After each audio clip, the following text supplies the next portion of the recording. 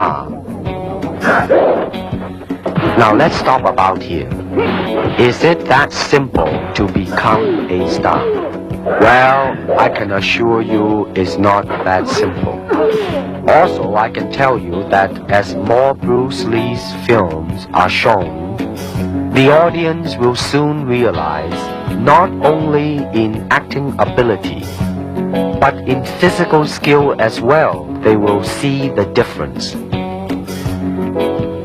For example, in The Way of the Dragon, my skill is matched with an American champion, Chuck Norris, who happens to be a 7-time winner of both the All-American Open and World Karate Championship as well. Then there is Bob Wall, the 1970 heavyweight karate champion, plus Wang Yanjik, the 7th degree Hapkido expert, which some audience have seen him in the film called Hapkido. Of course, it is only movie making, people will say, but I'm sure that the audience are not so insensitive as to not be able to see and judge by themselves and compare these men's speed, power, rhythm, coordination, versatilities, etc., etc. I started training with my dad really as soon as I could walk. I mean, my dad was a really diligent trainer. He always had people over at the house practicing. My dad had a circle of students that were close to him, and so they were friends of our family.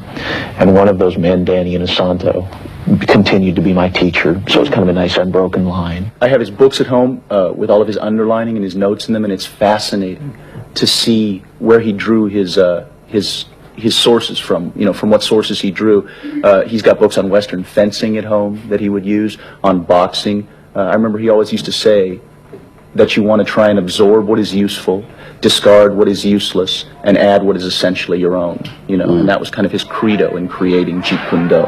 When people ask me the question in interviews generally what my style is, I usually say, well, my father created the art of Jeet Kune Do while he was alive, and I have been trained in that. Because it's simple to say that. However, I actually truly feel that it's a little bit too simple to say that, because Jeet Kune Do was my father's very personal expression of the martial arts. He intended it to kill a lot of sacred cows. So I always feel a little bit silly saying that I practice Jeet Kune Do, although I certainly have been trained in it. It would be more accurate to say that I practice my own interpretation of Jeet Kune Do, just as, frankly, everyone who practices Jeet Kune Do does, because that's what it was intended to be. Danny, my Sifu, always talks about teaching Jeet Kune Do concepts. In other words, teaching someone the concepts, a certain way of thinking behind the martial arts, as opposed to teaching them techniques.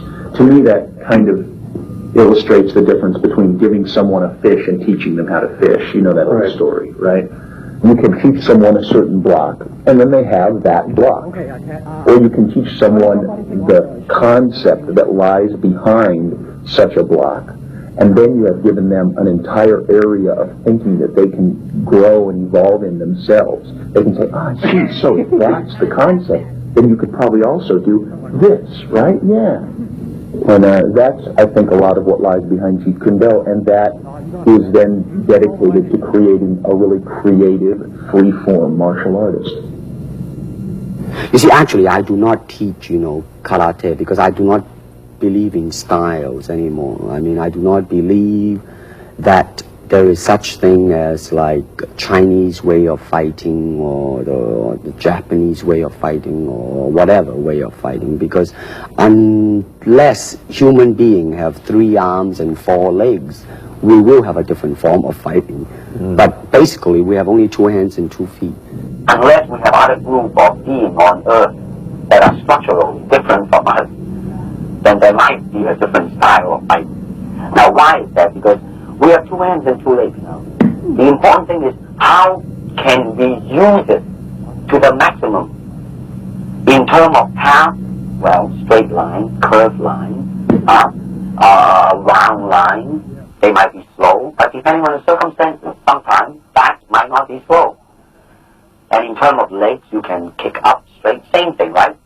Now, and after all that, then you ask yourself, how can you honestly express yourself at that moment? And being yourself, when you punch, you really want to punch. Not you want to punch because trying to avoid not getting hit, but to really be in with it and express yourself. Now that is to me the most important thing, and that is how can I, in the process of learning how to use my body, to understand myself. Now the unfortunate thing is, now there's boxing, which use hands, judo, which is throwing. Now I'm not putting them down, mind you, but I'm saying one thing that is the bad thing, and that is, because of style, people are separated. They are not united together because styles became law, man. But the original founder of the style started out with hypotheses. But now it has become the gospel truth. And people that go into it, man, became the product of that. It doesn't matter how you are, who you are, how you are structured, how you are built, how you are made. It doesn't matter. You just go in there and be that product. And that, to me, is not right. So styles tends to not only separate men, you know, because they have their own doctrines, and then the doctrine became the gospel truth, you know, that you cannot change, you know. But if you do not have styles, if you just say, well, here I am, you know, as a human being, how can I express myself? Totally and completely. Now, that way, you won't create a style, because style is a crystallization, you know. I mean, that way, it's a process of continuing growth. First, we use the feet. And then we use the elbow. In fighting, There is a finger jab, there is a punch, there is a practice, and the thigh kick. It depends on where you hit and what weapon you will be using. I can use my longest weapon, my thigh kick, against the nearest target, your kneecap. This can be compared to your left jab in boxing, except it's much more damaging. You name it, man. We use it all. You have to, you see, because, I mean, that is the expression of the human body. I mean, everything. I mean, you know, not just the hand. And when you're talking about combat, well, I mean, if it is a sport, now you're talking about something else. You have regulations, you have rules. But when you're talking about fighting as it is, rules. with no rules, Not real fighting. well, then, baby, you better train every part of your body. A good martial artist is like water. Why? Because water is insubstantial. By that I mean you cannot grasp hold of it. You cannot punch it and hurt it. So be soft like water and flexible. Be formless, shapeless, like water. Now you put water into a cup, it becomes the cup. You put water into a bottle, it becomes the bottle. You put it in a teapot, it becomes the teapot. Now water can flow, or it can crash. Be water, my friend.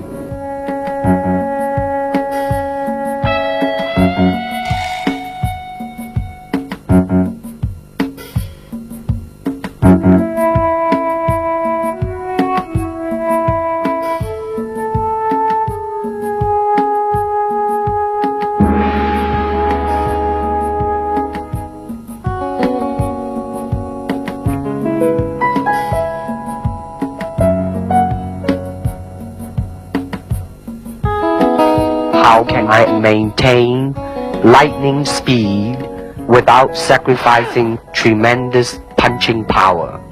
I believe I found the cause of my ignorance. You'll see a Jeet Kune Do punch is very scientific and practical, especially in street situations. Okay, I'm going to start off with the basics. Normally we were taught in the right lead, but I like to go with the left and right lead, so I'm going to demonstrate in the right lead. Okay. Now when the punch comes, you parry it across like this, and as you do so, you strike. Okay, slow motion.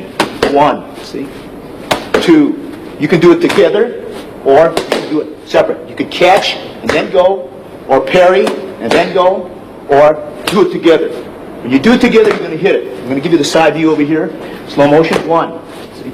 That's slipping on the outside, slipping on the outside. We do a lot of drills, as I said, we incorporate from many different systems. Okay, so the first basic is to slip and hit. Again, a slow motion, slip and hit, okay? Slip and hit, slip and hit. Now, as they punch, I'm going to slip inside and hit. Slow motion, slip, inside and hit, slip, inside and hit. Now you can do it together, or you can parry slightly ahead of your cross that comes this way, or you slip and hit on the opposite side like that. Okay? Okay, that's your basics. Okay. Let me illustrate this slowly. As the focus glove comes out from your trainer, I want you to slip, cross, hook, cross. Slow again. Parry, cross, hook, cross. These are the basic drills that we were taught to follow up. But they can be found in Western boxing. They can be found in Filipino boxing. This one here, when you slip, you cross, you hook, you cross. However, you can slip first, and then hook, then cross, then hook. Again, slip, hook, cross, hook. We can also, when they jab, parry this hand, cross it here. When they move back, you cross, you hook, you cross. Again, slip, cross, cross, hook, cross. Again, slip, cross, hook, cross. Last time. Slip, okay, cross, hook, cross. Okay, that's your basics. That was just an arm movement. Watch now. You see, there was only arm and shoulder. Shoulder was kind of tense too. No, definitely, it's a tense thing. Later on, you will, you know, check the different. Now, the feet was involved a little bit just now. It was fine. Shoulders too tight. Notice that in the beginning, when I say that you just involve only arm and shoulder. Now, your hand, the last time when I saw you was very, very good and fast. Now let's see if this can do. Now that, let me see another one. You gotta involve your feet a little bit more. You see? Hand and feet. Gotta hand and feet. Go pretty good. Now watch, I think that when I attack you in a reactionary type of a thing that tightening on the shoulder. Now watch now. You watch when I try to attack you.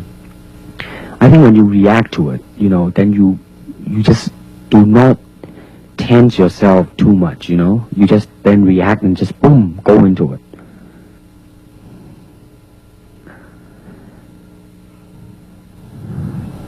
Now that, I just say, use only the hand just now, I say.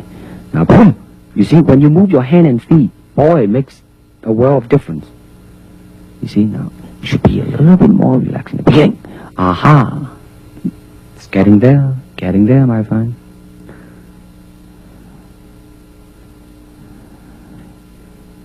Watch now.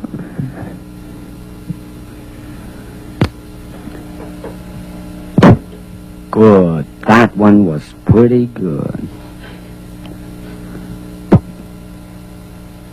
Pretty good. No, that was a little bit too tight. Now watch this one. Good. Now that could be used in film. Here we go.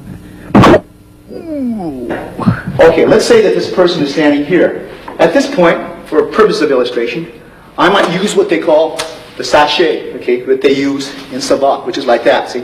When I come in, I can go into Wing Chun. At that point, I might flow into Western boxing, okay? At another point, I might go into a lock similar that you might use in Jiu-Jitsu, and for the purpose of camera, I'll take the person down like this and lock the person here, and maybe go into any system that employs this type of lock, whether it be Jiu-Jitsu or Aikido or Kali or Pencak Silat. Now you notice that we went from system to system without a flow. Okay? I might stay out here, use any particular kick, break into Wing Chun range, and right from here, use a Muay Thai elbow, alright? And for the purpose of camera, I'm going to go slow and come into various lock position over here. Okay? This is what we call the Jeet Kune Do blend. It is not a system where we go from discipline to discipline without a thought process. And this is very important in the concept of JKD. A karate punch is like an iron bar. Whack. A Jeet Kune Do punch is like an iron chain with an iron ball attached to the end, and it goes whang, and it hurt inside. Hayward Nishioka, the Japanese-American national judo champion, who is also a black belt holder in the Shotokan style of karate, ran a scientific test in a California university to find out the difference between a karate punch and a Jeet Kune Do punch. And the finding is that indeed the Jeet Kune Do punch is more powerful and destructive than the classical karate punch. And when you do punch, now I'm leaning forward a little bit, hoping not to hurt any camera angle. I mean, you gotta put the whole hip into it and snap it and get all your energy in there and make this into a weapon.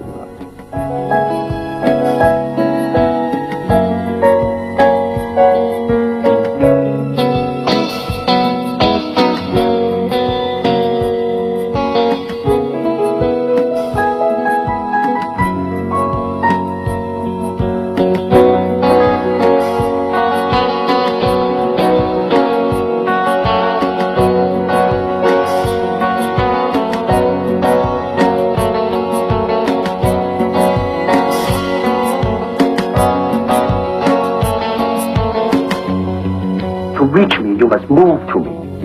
Your attack offers me an opportunity to intercept you. Don't charge in blindly. In combat, distance is a continually shifting relationship, depending on the speed, agility, and control of both fighters. It is a constant, rapid shifting of ground, seeking the slightest closing, which will greatly increase the chances of hitting the opponent. Okay, so I'm going to start off first with the footwork system, because this is the mobility system or the transportation system or the system of delivery, okay? Traditionally, when he started off in 1964 when he taught me, we raised the left heel up, this thing is pointed in, and this is what he referred to as the Baijong stance, like this, okay? So I'm going to start off first with the basic footwork. This is a step and slide shuffle, step and slide back. Okay, so this is the first two, advance, retreat, move to the right, and move to the left. In the beginning of those earlier years in 1964, they always went with the right lead. But as time went on, we decided to go both left and right lead. So we again practiced our footwork with advance, retreat, move to the left, move to the right. Then we advance and retreat in one motion, and we retreat and advance. Double advance, double retreat, double left, and a double right. This should be also done on the right lead as I'm doing here very slowly, okay, and switching over as so, okay. The basic footwork in which we use, okay. This method here, he taught us also, is slide step. And slide step advance. So you slide the step, and you take a step out. Slide, and then step, slide and step, slide and step. And left lead, it will look something like this. Slide and step back, slide and step back. Then you have something that looks like your step and slide shuffle, but it's not. It's what they call a push shuffle. You push off, and you push back. Rather than take a step here and slide, you push, and you push back. This is what we refer to as the push shuffle on the right lead. Then you'd learn it on the left lead, push shuffle, push shuffle, push shuffle, push shuffle. Okay, after that he taught us the circle. The circle we learned the quarter turn, which means I'm going to turn as if your opponent is here, we move. As if your opponent turns that way, you move, okay? Turns this way, we move. Turns this way, we move. Now your opponent's circling this way, so we move. So we learn to circle around like this. He circles this way, we move. Circles this way, we move. We do this again in the right lead also. Okay, so the man is circling this way, we move. Circles this way, we move. Circles this way, we move. Circles this way, we move. Circles this way, and he moves. Then we reverse it. This way, your opponent's moving, so you just move laterally, move around, moving around, okay? All right, this is your transport system that we use, or what they call the delivery system. This is on combination kicking. Now you will notice a difference. In the beginning, you tend to over-chasing yourself. In other words, you're covering too much distance. Therefore, when you kick, then your center of gravity is moving forward too much, and the form in kicking is greatly affected. Now, the reason you're going back because your body was leaning too much back. Now, that's what is called a commitment kick. I mean, when you try to go through something, when you're trying to really kick to hurt, then you would lean back, but you won't do it in a combination kicking. Boom. No, you see, you are rushing yourself there.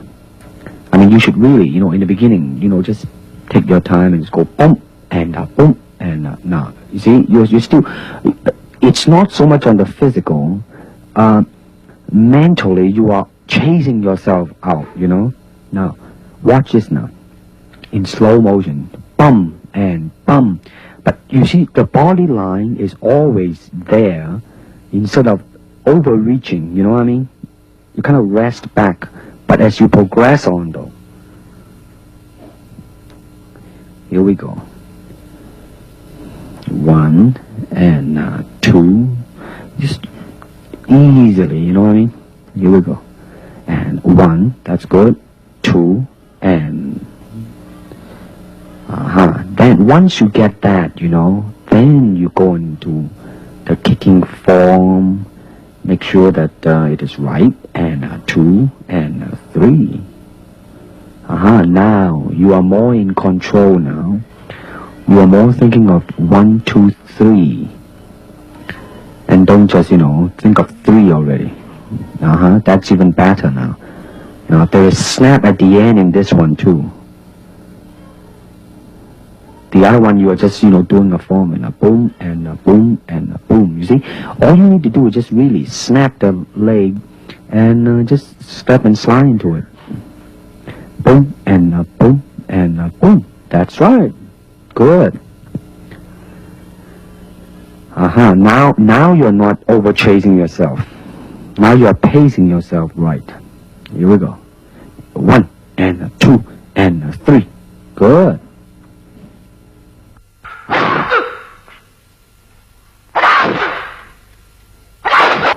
Boom and a boom and a boom. Now, good. Now the last one, though you were a little bit off balance, but there was definitely a doom, doom, doom in there, Here we go, kick me, boom, and a boom.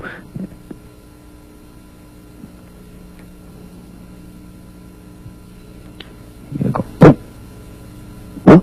You gotta bring the leg back quick, you see? You let it dangle out there too long. Gotta bring it back, you gotta bring it back, you gotta bring it back.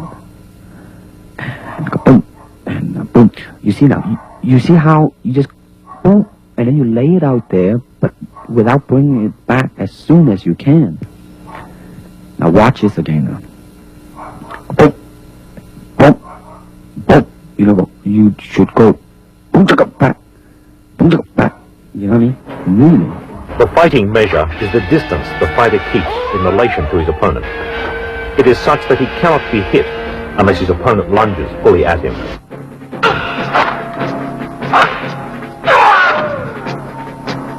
Martial art has a very, very deep meaning as far as my life is concerned, because as an actor, as a martial artist, as a human being, all these I have learned from martial art.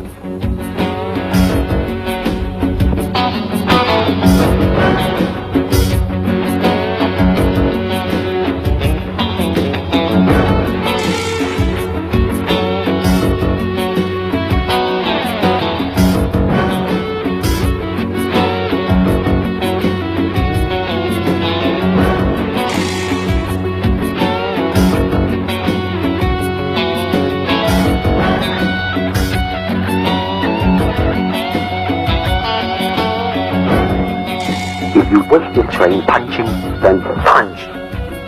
If you wish to train kicking, then kick.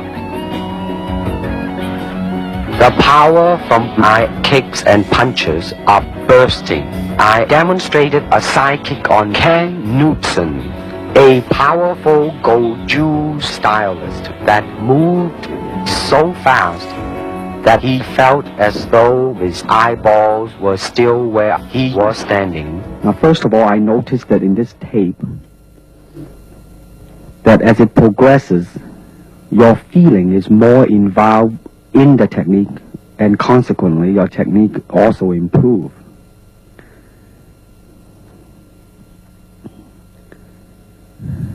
Now, the foot at the ending position in impact is kind of dangling a little bit. Watch it now. Right? I mean, it's not a definite, substantial, straight line directed at it and, you know, hit it square and then come back. Good. Now, that was a pretty good reaction.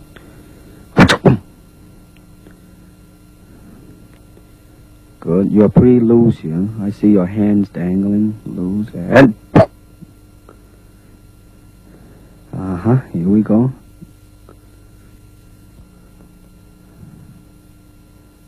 One more time.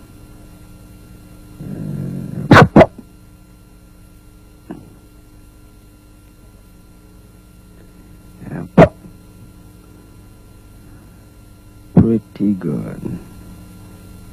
Now that was really quick too, you know. Did you notice that? See, the thing to watch out really is the initial, a little bit yawning there. The thing to watch out is you have to, the initial part has to be fast. But also that when you finish the technique, you gotta bring it back fast too. So in other words, you gotta be fast from beginning to end.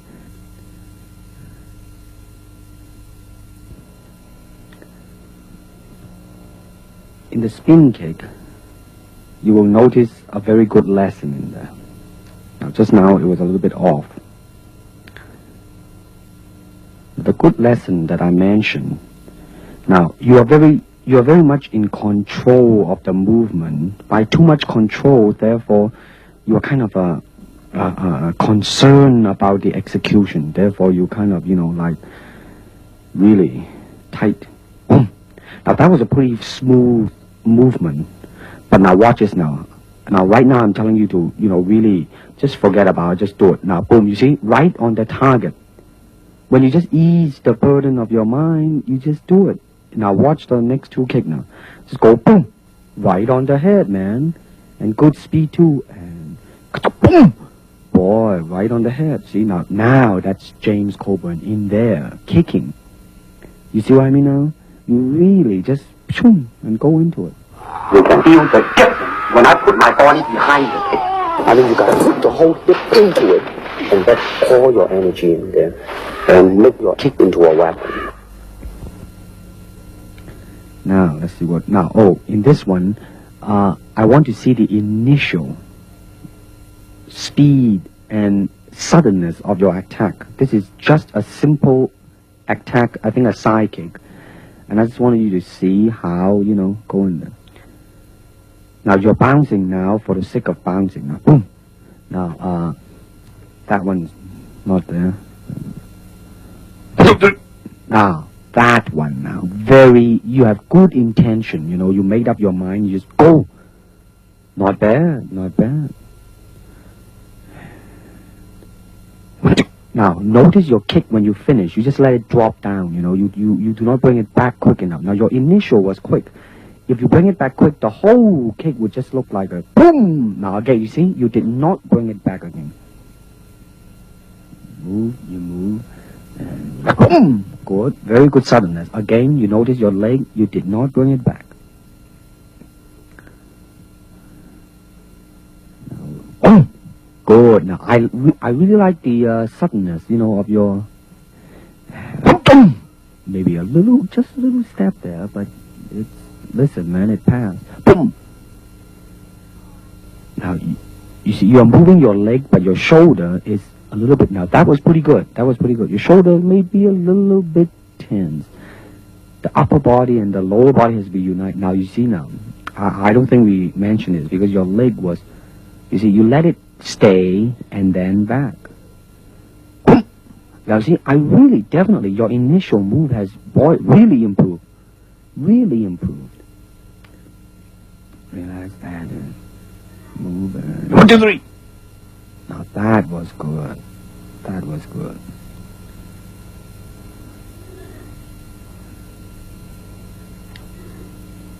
Boom. A little bit low. Boom. Good. Now this is the flexibility now. Now I want you to watch your left leg, the stationary leg. Now watch the stationary leg one out. The first one you didn't make it. Now the second one you didn't. Now watch this now. Watch it. Boom. You see how it really straightened out and you let all the weight rest on the heel and it just reach easily. Now this is the side kick going over. Now listen to this now. I like your very good natural feeling on the first one, though the kick was not too good. I mean, you see how it just really, very smoothly it go up there. Now the second one, you want to control your foot position a little bit. Maybe you are too much control in there. Watch now. You know what I mean? Make it not as natural as the first one. Boom. Mm-hmm.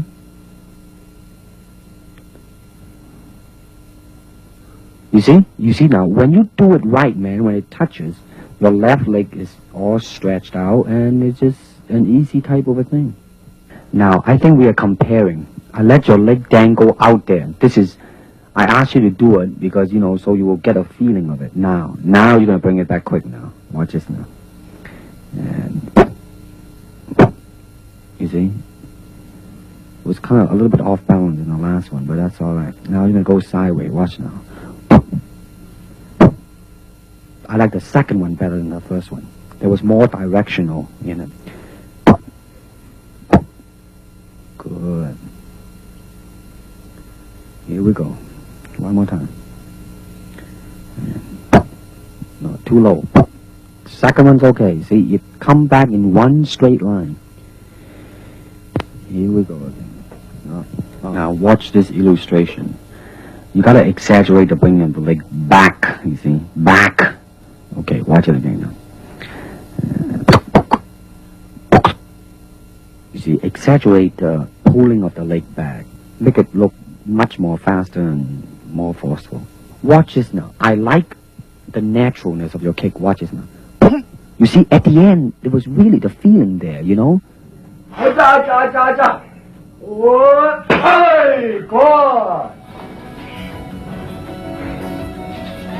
Get the back jumping up and down.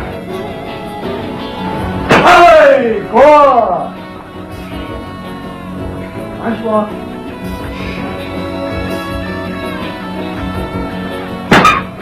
Good. That's it. That's it.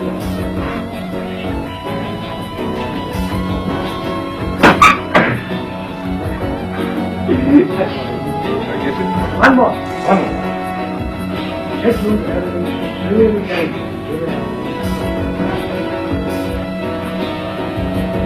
You want to. I see your happy.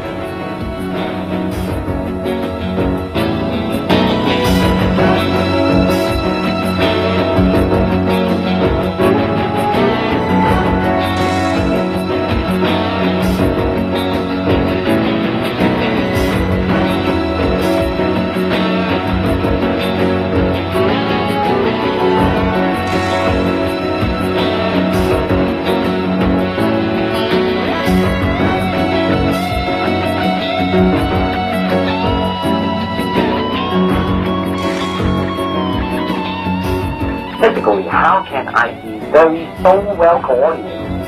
That means you have to be an athlete. That means you got to have jogging and all this basic ingredient, right? Well, my dad made a point at the time that he was training that there were a lot of martial artists who weren't paying enough attention to their instrument, and certainly the instrument of the body is what you're going to be using in your practice of the martial arts. So I think it's very important to keep up the tempo, so to speak.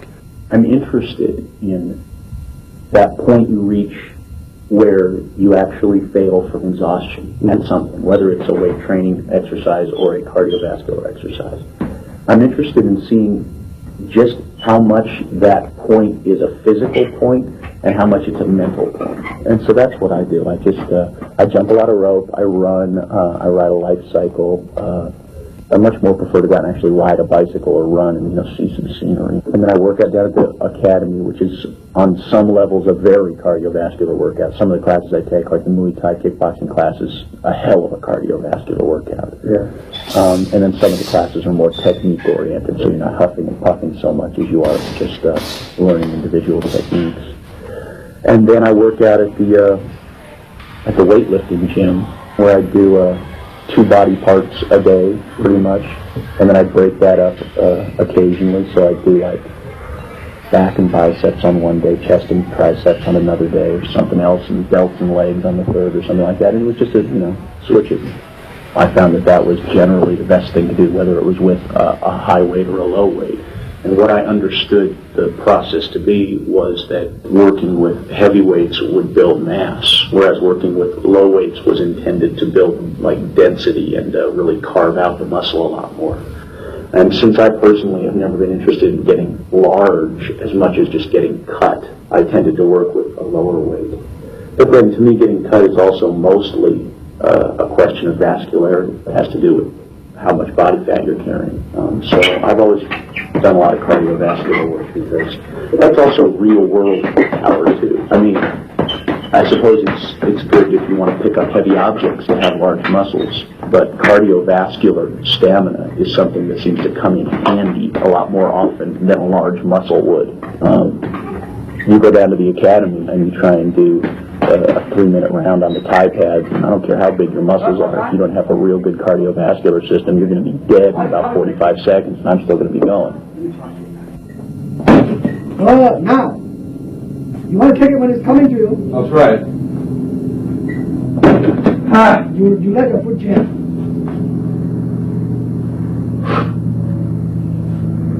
Drive the sucker. You're pushing. Okay, now, Jim, go kick a bean bag and give me the thrust the sucker in Kingdom Come.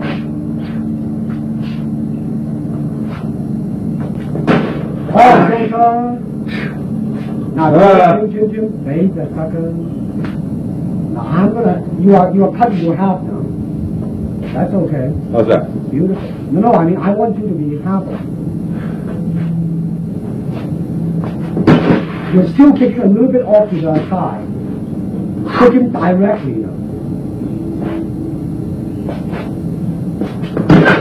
Good.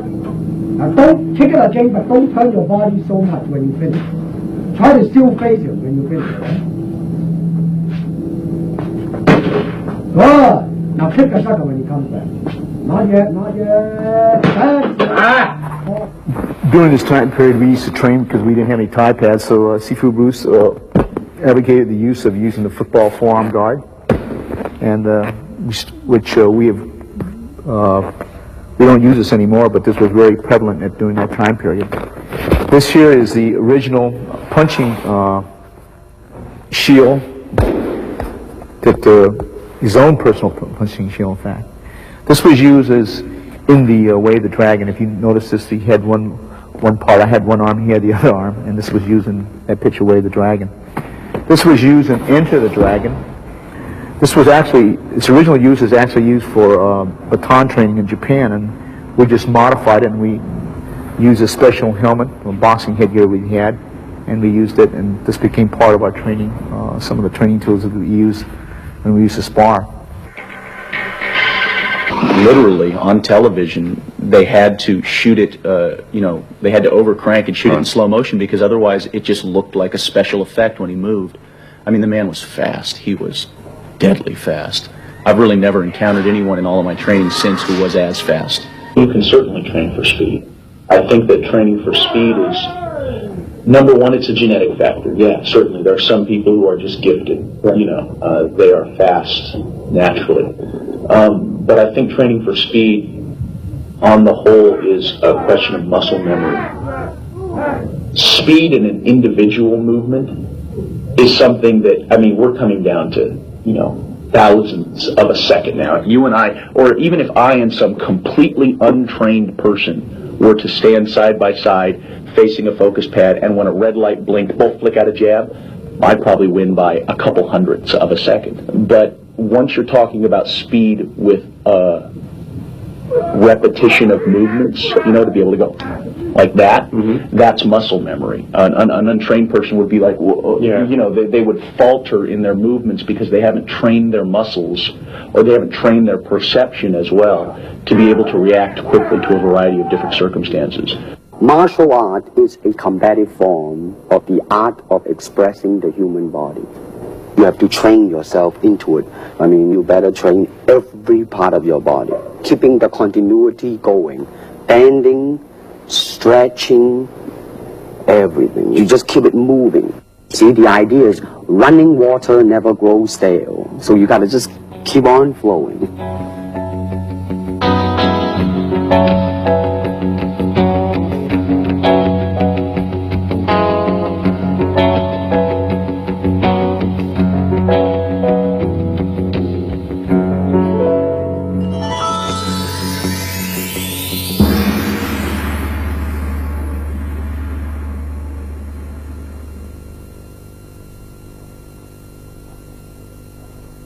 When the opponent expands, I contract. And when he contracts, I expand.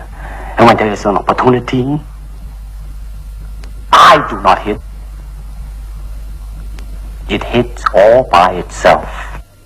To me, at least the way that when I teach it, all type of knowledge ultimately means self-knowledge.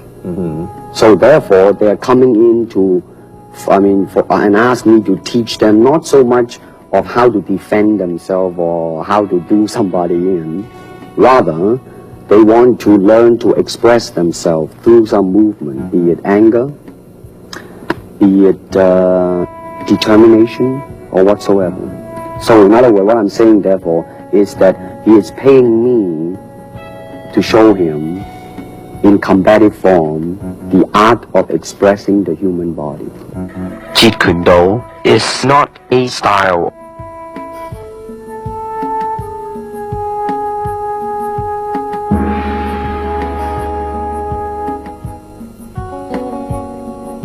I cannot teach you, only help you to explore yourself, nothing more. Here is the natural instinct and here is control. You are to combine the two in harmony.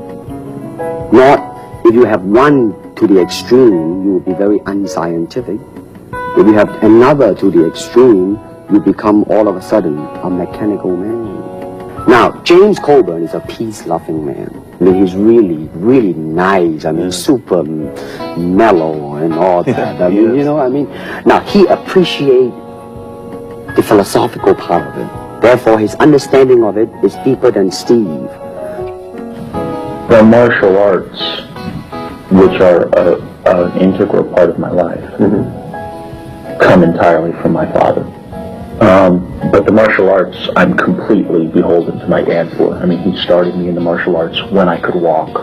He trained me my entire life until he passed away. And then even when I continued my training, it was with one of his students. You know what I want to think of myself? As a human being. Because, I mean, I don't want to sound like, you know, as Confucius say, but under the sky, under the heaven, man, there is but one family. It just so happened, man, that people are different. A good martial artist does not become tense, but ready. Not thinking yet, not dreaming. Ready for whatever may come. When you move down the road towards the mastery of the martial arts, and you're constantly moving down that road, you end up coming up against these barriers inside yourself that will attempt to stop you from continuing to pursue the mastery of the martial arts. And these barriers are such things as when you come up against your own limitations, when you come up against the limitations of your will, your ability, your natural ability, your courage, how you deal with success and failure as well, for that matter. And as you overcome each one of these barriers, you end up learning something about yourself. And sometimes the things you learn about yourself can, to the individual, seem to convey a certain spiritual sense along with them. I don't believe in systems, nor in methods. And without system, without method, what to teach? I found the cause of my ignorance.